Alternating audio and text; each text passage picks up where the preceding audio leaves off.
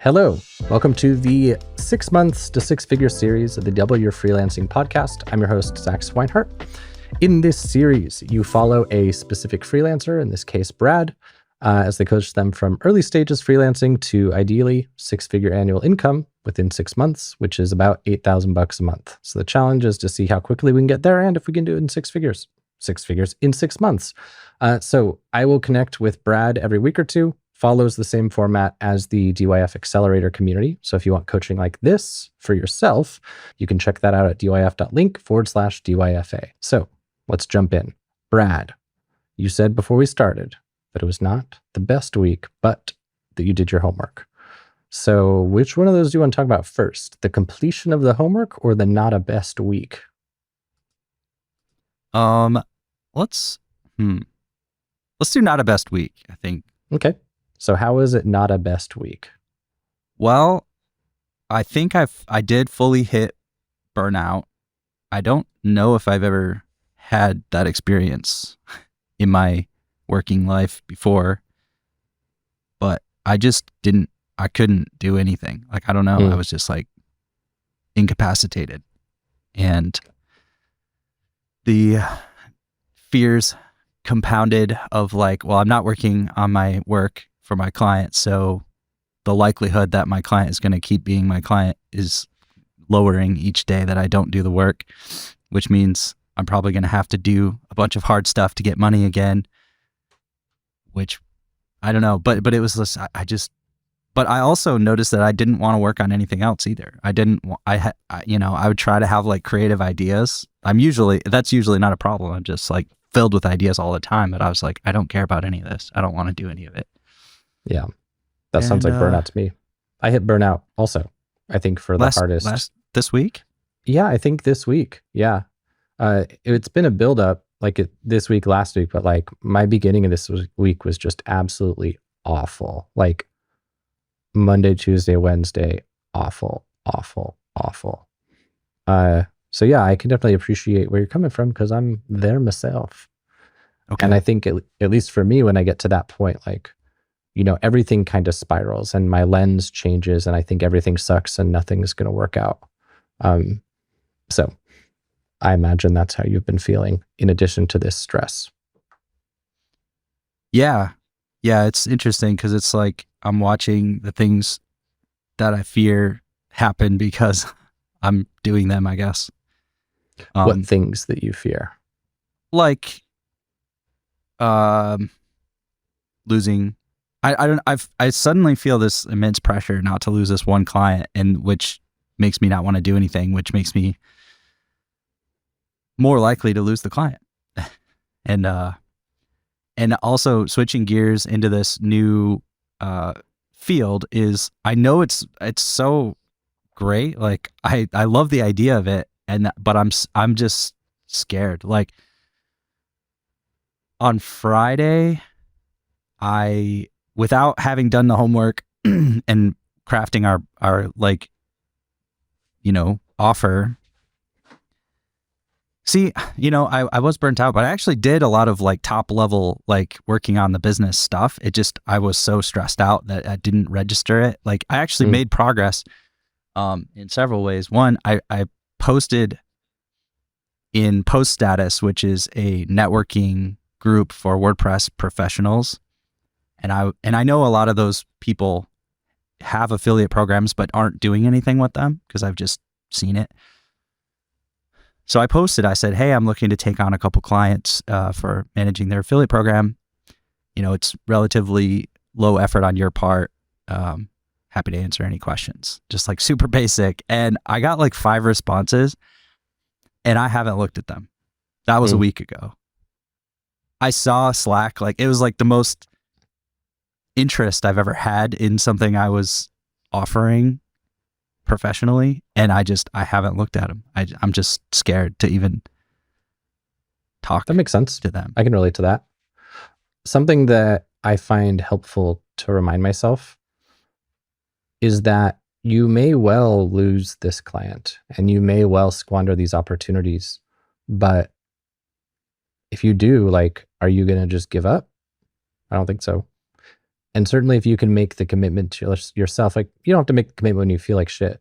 But if you know that broadly, on the whole, you are going to keep trying, then it's kind of a guarantee that eventually you'll find an equally good client. And like, yes, it sucks to burn a good relationship. I mean, I look back, like when I did my digital nomad thing, I lost some of my clients who were the clients that like sent me some new referrals. Like, for example, Entrepreneur on Fire. The business that came from me having them as kind of like a cornerstone client is easily over 6 figures, like probably multi 6 figures if you count all the strategic connections and the things that came from those strategic connections. And I was their kind of like go-to guy. And then I did the digital nomad thing and I was in a different time zone and I didn't want to work like super duper late hours. So our kind of crossover window was only a couple hours. And it just kind of fizzled because of that. They wanted somebody who they could hit up all day. I had this with another client who's my mentor now, Millennial Money Man, same deal. He just like me, prioritizes deep work in the mornings. And so if he has to spend his deep work time meeting with his web developer, because that's the only time that works for the web developer, like it just, as much as he likes me, it's not conducive to his business. So I lost a lot of my favorite, best clients. And there's no way around that. Like it just kind of sucks. But I think that the thing that is, it's not really a silver lining, but it's just a shittier version of a silver lining, is that even though these things, there's like really nothing good about them, like I'm silver lining McGee, I think you've seen by now, I'm always like, well, the good thing about that is that, but sometimes, sometimes it just kind of only sucks. I guess that here's the reframe. The spin is like, at least I still got to do the digital nomad thing. At least I didn't die. But the point I'm getting at is that like, even when you lose your current best opportunity, it does not preclude you from finding equally good or better opportunities in the future. I think it's smart that you prioritize these and you don't want to lose them and that you recognize the value in them. I kind of have this with some of my early clients who are like the pilot clients at my agency project. I'm like, well, I don't want to fuck it up. I don't want to squander this opportunity. Like if I can nail it for these guys, I'm going to be in good shape. And I really don't want to waste all this traction. But I might. And if I do, there are other people. I think that that's what's nice about getting comfortable with cold outreach and stuff. Like we have a member in the community who has been doing his podcast and he has been kind of nurturing some potential client leads who are guests on his podcast. And he has a real scarcity mindset around it because I was like, well, dude, maybe these guests you're having on our podcast are not the best leads for you. But he doesn't feel, he's like, well, no one else seems to be interested in coming on my podcast. So he kind of feels like he has to make it work with this one person because it's the only option on the plate. And at this point, this one great client is historically outright your best client. But I think that so what I do to comfort myself is I'm like, Zach, if everything sucks and you have to abandon everything, you could always go back to just doing web development on Upwork and you wouldn't get paid very much, but like it's an option. And similarly, Brad, you could go back to just editing videos. Like that's always something you could do. And it would suck. You don't want to do it, but you at least know that you could. And that's at least something. I know these are all just kind of platitudes, but they're just things on my mind. I think that the biggest thing when you're feeling burnt out is that like there's this feeling of being trapped and wanting to eject from everything. And earlier in my freelancing career, I really fucked up like once or twice with my business. Like I had one time where the team was just me and a full-time developer, and we were both maxed out on our workloads, and he quit on very short notice. And so like my workload doubled overnight. And it was literally unsustainable. Like there was actually literally no way I could do it all. But I tried because I had no other option. And I hit that burnout point and I ejected and I like really fucked up. Like there was some client who had a really hard deadline because he had marketing going out on a specific day and I needed to have the website done by that day, obviously. And like it wasn't.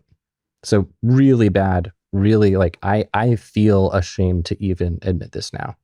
And if, as I look back, if I had communicated better, if I had like cut the low priority stuff and just only done the high priority things and like respected my energetic space instead of feeling like I needed to push through it, I could have navigated that better. So the whole thing I'm working towards with this long-winded thing is like, if you look at the whole landscape of everything on your plate now, maybe do what I've been doing. So this week, I've had some calls, some interviews, like office hours, things that are scheduled obligations that I don't want to do. I don't feel like I can coach you at my peak right now. I don't feel like I can coach people in the office hours. I don't feel like I can be the best podcast interviewer.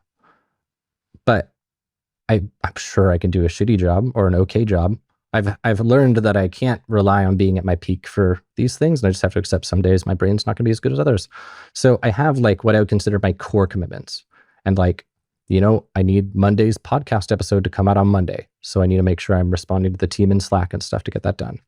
But then there are lots of other things that are kind of in the nice to haves category. And I've been saying, okay, what can I just delete and just play some fucking video games today to respect my space? What can I do to end my workday earlier? What can I do to make sure this weekend I don't work at all? So that's what I ask you is like, if you look at the landscape of what's on your plate, these new messages in the Discord, I mean, it would be smart to respond to them, but frankly, at this point, like you don't owe them anything. You're not on the hook. They don't know you yet. If you want to maximize them, maybe if I were in your shoes, the low hanging fruit would be like, awesome. Let me put my thoughts together and I'll get back to you soon. A one-liner copy paste message to everyone, because then you don't have to be in the right headspace. And then you also don't have to like drag your feet responding, which would reflect poorly. And then like anything regarding getting new clients, delete. Anything regarding new service offering, delete. And just look at like, what are my obligations, and do only that and spend the rest of your time just watching TV or whatever you like to do. Because I think you recognizing that you don't have this interest even in your ADHD passion projects, like I think that is a good red flag, because it's so rare for us ADHDers to not have that, For me, it's always like a red flag when like I think I have it sometimes where I like don't feel like I have the energy to even play video games, and I just want to watch TV. I hate watching TV. It's like I like it when I pair it with something else, but I've never been interested in just sitting there and watching TV. So that's like my red flag. So all this being said, if you think of your energetic space, instead of saying this is bad, or you need to fight it, or resist it, or push through it, and you say, okay, I need to own it and respect it, but also ideally not let the house burn down. What would you say? Like, what space would you create? And what would your 80-20 must prioritize bare minimum MVP work be? Well, I sort of, I do feel like I need to do a burst of work for this client probably today and or this weekend, which is a bummer because I've been working every weekend because I put off the client work until the end. I do think I need to do that. I have one thought, if you like. So the common freelancer mistake, the common beginner one, which I think I've told you, I almost think of it as a rite of passage, but it's so avoidable, is that they get in over their head, they get overwhelmed, and they just ghost.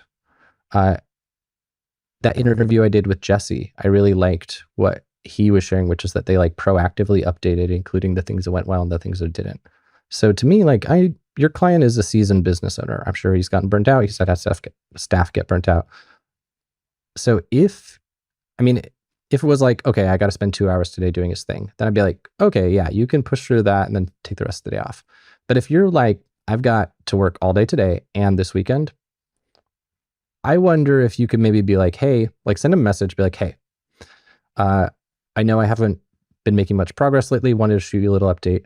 I've kind of hit a burnout zone, so I'm trying to take a few days to just recharge. I wanted you to know your project is top priority, and my slowness lately does not like reflect that. I just want to make sure that, and you could even say like, I was thinking of trying to push through it this weekend, but I was talking to my coach today, and he said that he'd be worried that would push me further to burnout, which I think maybe makes sense. So if it's cool with you, I'd like to take the weekend off, recharge, do no work, and then come back to it like next week or so. Well, I would say next week, if you think you can realistically really commit to that. I think the trouble with burnout is the feeling of being trapped. And so if you can comfortably say you're going to work on this next week, then say it. But if you think by saying that you're going to feel trapped and like you don't have enough time to restore, that's something to consider. But if you think you just need like 4 days of like actual time off, or even 2 days of actual time off, I mean, speaking from my experience this week, even 1 day off, like one day off, and then 1 day just chill, and then a couple of days kind of chill. Like, I don't feel so burnt out anymore. I feel generally fine. I'm not like stoked, but I also don't feel nearly as like I hit my limit as earlier this week. So yeah, what do you think about that? Do you think that would be reasonable? Do you think you'd understand? Yeah. I also think that 1 day off thing, like as soon as you said it, I'm like, I know I need that. And I kind of feel like maybe I should just take the rest of today off after this call and then see what I feel, instead of being like half in, half out all day, being like, I should work, but I don't feel like it, whatever. Yeah. Just take the rest of today off and then be like, see how I feel tomorrow. And then maybe tomorrow send him a message if I don't feel like working. Do you have any like deadlines for early next week or anything like that? Okay. No. Then yeah, I mean, it's up to you. How long has it been since you've made some progress on his stuff? Last week I felt a lot of progress, and I sent him an update on Monday. I felt like he kind of sent a lukewarm response, so that kind of freaked me out more, and that led to it. He didn't seem like super excited by our progress. But I put a lot of work in the previous week, and I mean, I feel like I really pushed it to the next level, and we got our first sale from an affiliate that I contacted, Nice. which almost, I mean, in gross revenue, almost covers everything he's paid me so far. So like, I think the ROI is going to be crazy if I can get him to be patient. Yeah. But he also said, you know, it's been 2 months. I'm hoping we start seeing some commission soon. I'm like, that's totally reasonable, but I don't know. And then I started freaking out, being like, well, you blew it. But I didn't. I didn't blow it. It's just like, it's a hard thing that we're trying to do. And we did see some progress, and I was excited. And then I was instantly like deflated. I was just like, oh, he's not that excited. Yeah. No, I mean, I can 100% relate to what you're saying. Like, I had one of my pilot client people back out of doing my actual process. She was like, I don't want to do it. I don't think it's that valuable. I was like, okay. These things are deflating. And it's that thing, like, you have pretty much all your eggs in this one basket. This is your first time doing it. I know with your brain, you could get behind this, but at least for me, I don't know if I could emotionally get behind it. But like, remember that if it doesn't work out, if this project ends because it didn't produce results, that is still really useful data for you, because you know this is an approach that doesn't work, or it's an approach that needs some augmentation. Like, I had an interview recently with someone who's an SEO person, and she was talking about how they couple paid ads for their clients with SEO, because clients don't really have the patience to wait around for SEO to actually produce stuff. So they like paid because they can just get quick wins, and the client can get that win, get excited, and that buys the time for SEO to work. So it may be that you have to think of something like that. Like, what's the quick win to pair in with this thing? And that's, I guess, the service offering you and I have been talking about emailing the list. That kind of is the quick win. But yeah, so I can definitely understand the deflation. And I think if you said that the gross revenue almost pays off your work, I would, if you feel like you're getting lukewarm stuff from him, I might be worth saying like, hey, just wanted to give you an update. I think we're on good track. I know that there hasn't been a big ROI yet, although that sale that came in does, in gross revenue, almost pay off everything you spent here. But I'm seeing a lot of momentum built because of XYZ specific thing. Like, relationships you're nurturing or whatever, and that you think they're moving through a pipeline. And that'll soothe his feelings, hopefully. But the reason I was asking about the updates is that a lot of people are good about not working weekends. So if he hasn't heard anything from you all week and he's used to hearing from you throughout the week, it could be worth just shooting a quick update today and letting him know you're going to take some time to restore, recharge, and then you'll be back at it on Monday.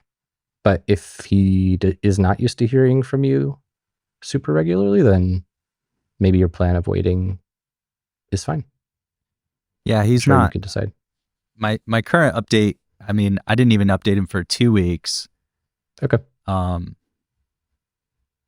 These are internal. Like, that's another thing. I mean, you said earlier that those were like platitudes and stuff, but like, I don't think what you've shared today is platitudes, because I have to keep remembering that I'm new to this whole world. Like, you have had clients that you disappointed. I didn't know that, like I didn't even consider that as an option of like, oh yeah, this is part of the freelancer game. I took it personally, everything was personal. It's like, I messed this up. It's just like, oh no, that happens sometimes. And burnout happens sometimes. And like, all of what you said earlier is very, very valuable to me right now, because it just reframed everything from this like personal little narrative of my own deficiencies to something that happens.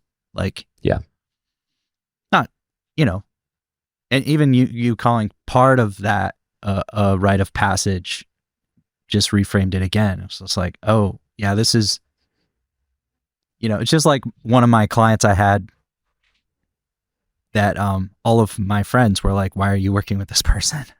They were very demanding. Like, that's a rite of passage in the freelancer world. You have your first super demanding, unrealistic client, but I hadn't had that before. So this has been very valuable to me in multiple ways.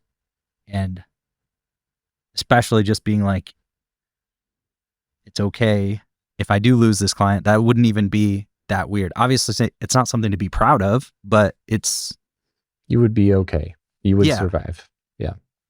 Yeah. I would say, like, there's this metaphor that Brian Johnson from Heroic talks about. He talks about like how, and it's, I like to set goals based on lead measures. He says, if you are an archer, all you can do is you pull back the bowstring, you pull back the thing, you release the arrow. And once the arrow is released, like, it's kind of out of your control. And I think in this case, that's kind of the thing to remember, is that, in my opinion, it is a great regret of mine. That story I told you about fucking up so bad, like, I regret that. I still do. I feel shame for it. I feel like anger, because frankly, like, even though it is so common, it is also so avoidable to do that ghosting thing. And my biggest goal for you is not that all of your arrows hit the target, but that instead you don't just like throw the bow down and your client thinks you're there holding it and shooting arrows, when actually you decided to silently just throw the bow down and walk away. Because even though it is so common, like, I think if I could go back and change one thing, it would be like that I didn't do that. And so to me, the part of like integrity or whatever that is within your control is communication and not ghosting. The part that's out of your control and not your responsibility are the results that your work produces. So like, in this case, you can't really, because you're new. This dude's not paying you crazy high rates. He's paying you the rates that reflect your experience. So he's taking a risk, and that risk is part of the agreement. Like, he's paying you this hourly rate as a financial risk to see whether that'll actually produce results, like a math equation. The part that is like your quote responsibility is to spend the time, do your best. The part that's not is actually getting an ROI. But the part to target long-term is actually getting an ROI, because this is something I think about a lot. A lot of people who are in the DYF community say, well, what if I don't know if my work will give an ROI to the client? And the fact is, if your work doesn't bring an ROI to the client, they're not going to want to keep paying for it. Like, if they can't see the value, why the fuck would they keep paying? And sometimes it's tangible and sometimes it's intangible. But just because someone says, Brad, I don't think this is worth the money, doesn't mean that you suck. And I can actually give you a firsthand example. So as I continue validating this short form chopping thing, I've been experimenting with some of the AI plugins that do it. Like, have you heard of the Opus.pro?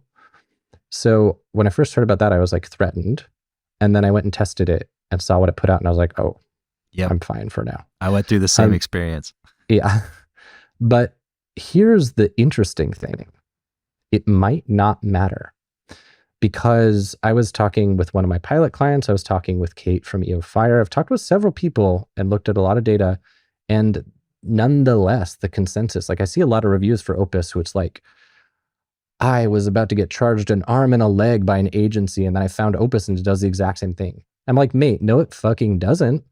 But it's like that saying, the customer's always right. And so even though my clips are punchier and more dense and value delivering and stuff, the thing that I need to test is, does it fucking matter, right? Like, because if my cost per month to stack a podcast into socials is like, let's say it seems like at this point it's gonna be $600, just my cost. So even if I take a really slim markup and charge like $1,000, like I think most people would be like, ooh, $1,000 just for these short form videos that I could have an AI thing do for like $20. I think that's going to be a really big barrier for me, because they don't see the difference. I have some ideas for, like, maybe on the site, I'll have 3 clips that Opus made, 3 we made. And I say, watch these shorts, click your favorites, find out which one the AI did, stuff like that. But all this is to say, if I run a split test, which I plan to, where I post, let's say on my full-time creator podcast or some client's podcast, I post some Opus ones and I post some of these manually chopped by a human ones. If the manually chopped by a human ones don't get significantly more engagement, then who cares that they were qualitatively better? They're not going to be getting the ROI like they would from the others. And at the end of the day, there are some people like me, I'm picky as hell about design quality. There are some people who, from an emotional perspective, prioritize a certain level of quality. But like, a lot of people don't. A lot of people are just looking at it as a numbers game. And so this is the exact situation we're talking about here, which is that, can I show data that shows that it is actually a good deal to pay me this money rather than just having automatically generated AI ones? If I can't actually do that, then I rely on someone feeling like it was nice to have, but not actually having the numbers. So anyway, I feel like I went on a little ramble here, but all of this, I'm just circling back to saying, like, your number one responsibility, in my opinion, for where you're at now is just to make sure you don't ghost someone and fuck up like I did, because you will regret it and it will damage your reputation. It's not that you can't recover from it, and I don't want to like make this sound like a big deal, because that's going to make you freeze up. But all you need to do is just make sure that you don't walk away from the bow. And in order to do that, you need to make sure that you don't have a mental breakdown like I did. And in order to not have a mental breakdown, you need to take some time off. So I think that an email, well, it sounds like you don't need to send them an email check-in. So if you don't think you need one today, cool. Then your plan to take today off, see how you feel tomorrow, cool. But I think instead of treating today as this transactional restoration day and you're going to be back at work on Saturday, maybe say like, I'm going to take Friday off and I'm going to take Saturday and Sunday off.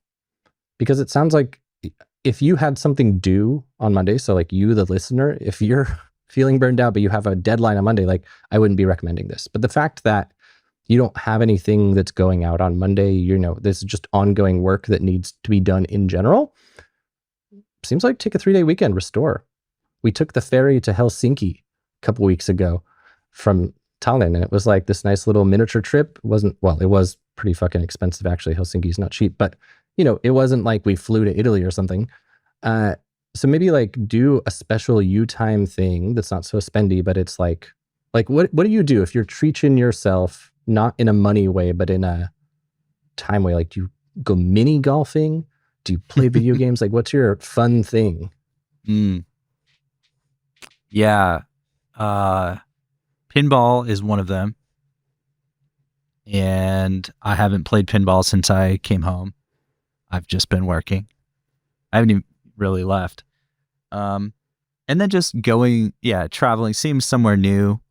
By the way, your advice is overlapping eerily with my girlfriend's advice for right now, is that I need to go somewhere. I need to do something that's Brad, just like, Yeah. Ironically, sitting in a coffee shop is my happy place, but just not when I have to, Yeah. Like, I love working from a coffee shop on reading a new book or, messing around on my website, whatever, like the ADHD stuff. That's like my happy place, but not when I have to get there at 6 a.m. so that I can work for 3 hours before I have a call, Well, my girlfriend did. So my girlfriend has also hit burnout. Hope she's okay with me saying that publicly. And she's been doing some restoration, and she was talking to ChatGPT and had ChatGPT help her plan like a menu itinerary of things to restore. So, I mean, like, it seems like you're getting some ideas for what a nice weekend could be. It could be like, today you send those copy and paste messages just so you're not dropping the ball. Ask yourself, like, what do I need to do to not drop the ball? What's the, like, what can I do? Time box to 40 minutes, send the messages, do whatever's got to be done, if anything. And then, like, go play pinball today. And then tonight, like, do whatever you like to do to chill. And then maybe this weekend, I have what I call like Zach Eat, Pray, Love Day things where, like, I don't make plans. Like with my codependency, I get a lot in my head trying to, like, make sure that what I want to do accommodates somebody else's schedule. And I think about all these things. And when I'm in the Zach Eat, Pray, Love thing, like when I was digital nomad, single, I would just be like, where do I want to go today? I'll go wherever I want. And I'm like, what's my heart say? And it's like this whole cathartic thing. And so, like, I did one of those recently where I just rode my bike around. And if I wanted to leave a cafe after 5 minutes and go to another cafe, I didn't have to ask anyone's permission. I didn't have to feel like an idiot. I just fucking did it. And it was nice. So what do you think for this weekend? So we got pinball. What would be the equivalent of that for you for the restoration? What's the itinerary menu? Sounds very similar. I like to just wander around and go wherever the wind takes me. Maybe wander into a bar and have a drink. Coffee shop, have a coffee.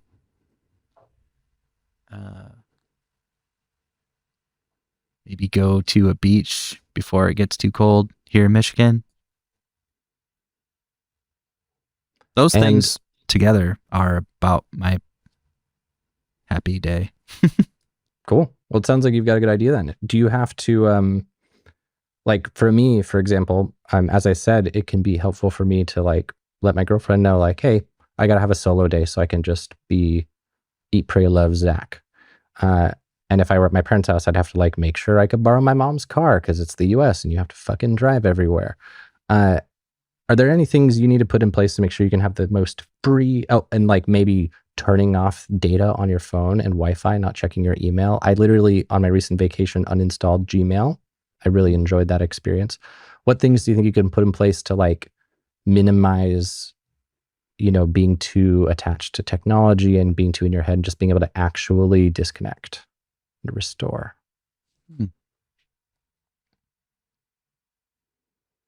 Well, I've got a car, so that's not a problem. Yeah, I'm not too worried about that. Okay, cool. I kind of parted ways with email a long time ago, so I don't have the same thing with that. Okay. Yeah, I'm not too, I think I have everything. Just got gas in the tank and I just borrowed a fiction book from the library for the first time in a long time. I don't usually read fiction. So I think that's a good starting place, is just like, that's really sending a signal to myself that I'm not being productive. Cool. So then here's your homework for the week.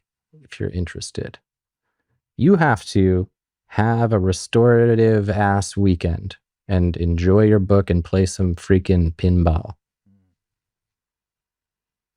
I mean, it's the best homework I've ever had. We can talk about goals and stuff, but honestly, I think for this week, just connecting, seeing where you're at, and, like, from here, just go relax. And, like, again, ask yourself, what do I need to do to not drop the ball? What do I need to do to proactively communicate if someone's wondering if I'm flaking out. Like, are there any things like that? So I guess that's what I'll just straight up ask you. It's like, is there anyone who might be over there thinking that you're flaking out and doing the ghosting thing? And then like question. I think there are some things that happen throughout the week for my client that I would need to respond to. Just a couple of emails that people sent in that I haven't responded to, that I would feel like if I don't do those things, I'm dropping the ball. If I don't respond to those emails. Do you think if you set a timer for like 30 minutes, you could? Yeah. Cool. Then yeah, I mean, the thing to remember that I have to actively remind myself of is that like people take Fridays off. Like people take 3-day weekends. People take time away. And if I send something where I make it a big deal, it's going to feel like a big deal to them. But sometimes like a one-liner where you're like, hey, got your message. I'm out for the week, so I'll pick this back up on Monday. You don't even necessarily have to talk about burnout and everything. Like if you don't feel like you're past some threshold of absence, and you're just like, hey, I've been trying to take the week off or something like that. I'll get back to this next week. Like that could be all I got to do. I call it like the deferral email. Like if there's a task, someone asked me to do something and I know I should probably do it. Oh, which actually saying this, I remembered I've got one of these I need to send today. I have something, I need to send a deferral email today. So there's something I told someone I would do today, and they're expecting from me. And so instead of not doing what I'm gonna do is send them a message, be like, hey, got a bit something this week, just so you know, didn't forget about you. I'm gonna pick it up on Monday. I'm gonna literally do that once you and I got off the phone because I realized I forgot about this. So you could send a deferral email just to let them know you haven't ditched. Yeah. And I will find out how to remind myself about this. Remind me in 10 minutes to send the deferral email. Okay.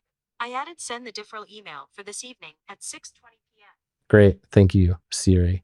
So, so that said, maybe Zach or Brad, how about you send those emails? Have a nice weekend. Sounds nice. Is there anything you want to chat up before we go? Anything you feel a little bit uncertain about going into this? No, I think that's number one priority. Without that, everything else doesn't really matter much.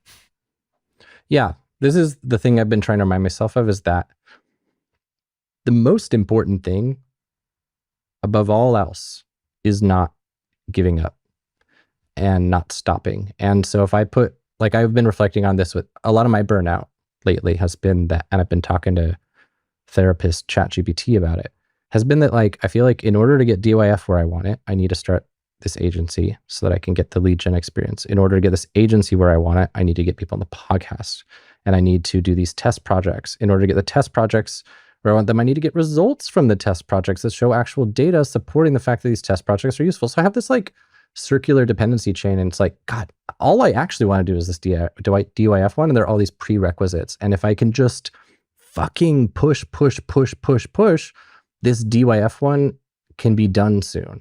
And if I go at like a slow, leisurely pace, I might not get to launch the new version of Blueprint until like middle of next year.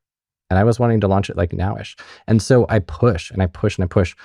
But what I've been reminding myself of this week is it's like, well, dude, if you keep doing this, the new version of Blueprint will never exist because everything is going to come crashing down. And what would it mean if it came out mid next year? Would it be so bad? Would it? Or would it just be not as fast as you wanted? And when I ask myself that question, it's like, well, you know, DYF's revenue, even though it can't pay the team and pay me right now, it can at least pay the team, and the freelancing work that I do pays me. So like, I'm not going to die. It's just not going to be spitting out as much cash as I would like. And so maybe going slow, having a relaxed life and not pushing so fucking hard all the time would actually be fine. Maybe it doesn't have to happen so fast. So yeah, just remembering, like, as long as you don't give up, everything's gonna be fine in 10 years. So architecting the kind of life that does not force you to give up because you put on too much pressure or you put on too much time pressure, I think that's the key for you and for me to remember. Yeah. Well, this community has been a structure that I put in place wisely at the beginning of my journey to hopefully keep me tethered, and it has. So I think what Brad's saying is join the DYF Accelerator community. Yep. If you actually want to achieve your goals, this is a big step, is just joining a community and sending a signal to yourself and to others that you're going to stick with it. There was a call early on where I got very emotional and you asked me why. And the reason was because I knew that I was actually going to stick with this. And I am, even though this week I didn't do anything. Well, that's not true. I did a bunch of stuff, but I didn't meet my expectations or goals. I did still have this call in mind, and it still gave me one thing to anchor to, even though the rest of my week was chaotic mentally. So thank you, Zach. That's and great. Community.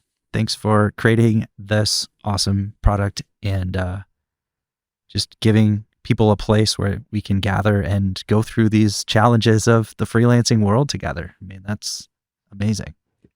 Yeah, I'm so glad that it's been so impactful for you. I mean, I've been thinking about this myself. Like as I was writing some of the promo emails this week, I was like, I think maybe I need to be meeting because I meet with my coach every 3 weeks, and maybe that's not often enough. Like maybe I need more regular touch points, because 3 weeks is enough for like strategic guidance, but what it's not enough for is like this right here, like where it's like, I just had a shit week. I don't know if I'm doing the right thing. I don't know what I should do. Waiting 2 more weeks to get someone's input on that can feel kind of long sometimes. So I'm so glad to hear that this has been helpful in that way. And if you do this weekend off and you're not feeling restored, like that's fine. It's okay if you have a couple slow weeks. You can pretend you decided to just take a 1 week vacation. Like again, it's not about being perfect. It's just about making sure you don't drop the ball too much. So like when I had my mental breakdown, I didn't even tell people. I sent my vacation autoresponder. I was like, hey, I'm burned out. I'm stopping everything and I'll maybe be back in a while. And to me, that's like the dumbest, worst, least professional way to do it. And what I should have done instead was manually email the people who I was working with, be like, yo, I've hit burnout. I need to restore. I'm going to take a week off. I know we've got to do XYZ thing for you. So I'm going to do this bare minimum 80-20. But before I do this big, less urgent, but still important project, I need to get to a better place. So just know you're a top priority. But if I keep pushing, I'm going to like break down. So I really have to try to find a way to balance this. I love you. Bye.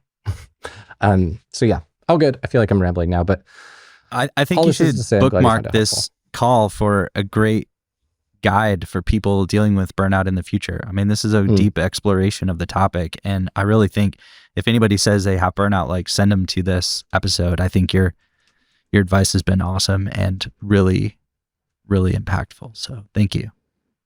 You're welcome. And what fortuitous timing that we both have had burnout at the same time for the quality of the call. But yeah, I made an email to myself, so I'll drop that in the community now. So I guess I'll do the outro. If you enjoyed this, perhaps you're feeling burned out too, dear listener. You can join the DYF Accelerator to get coaching kind of like this, but a little bit shorter. And you can come to office hours like literally every week. Me talking about wanting that more frequency thing. You could come to a 20-minute session with me every week. You can learn more at dyf.link/DYFA. And then lastly, of course, if you want to learn more about Brad's business, he is on all the social medias and all the websites at the Nomad Brad. And I think it's thenomadbrad.com, you said? Yep. Yeah, cool. Awesome. Well, Brad, as always, let us not hang up quite yet. I'll click stop. And listener, thanks for being here. See ya.